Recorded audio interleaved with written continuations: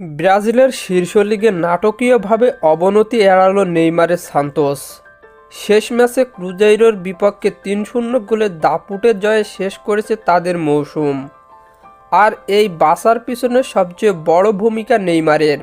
চোটে ভরা মৌসুমেই শেষ মুহূর্তে দলকে বাঁচাতে সামনে থেকে নেতৃত্ব দিয়েছেন তিনি। ২০২৩ সালে ইতিহাসে প্রথমবার অবনতি হয়েছিল সান্তোসের। এবার আবারও অবনতির সংখ্যা ঘিরে ধরেছিল পেলের স্মৃতি বিজড়িত এই ক্লাবকে। ঠিক সেই সময় এগিয়ে আসে নেইমার জুনিয়র। চোট নিয়েই মাঠে নামেন শেষ ৩ ম্যাচে ৩টিতে সান্তোস জিতে ৩-০ গোল ব্যবধানে।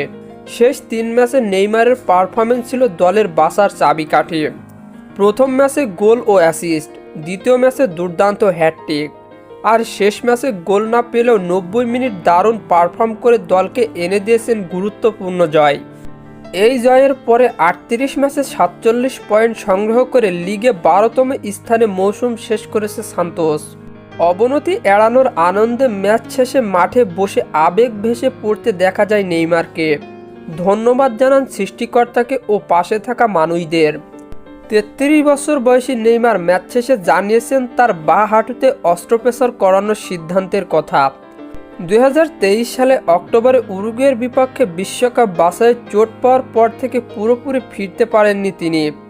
সান্তোসের চোটে তাকে ভুগিয়েছে বারবার। চোটে থাকা সত্ত্বেও ২০ ম্যাচে ৮ গোল করেছেন নেইমার। শেষ ৩ ম্যাচে গোল করেছেন ৪টি।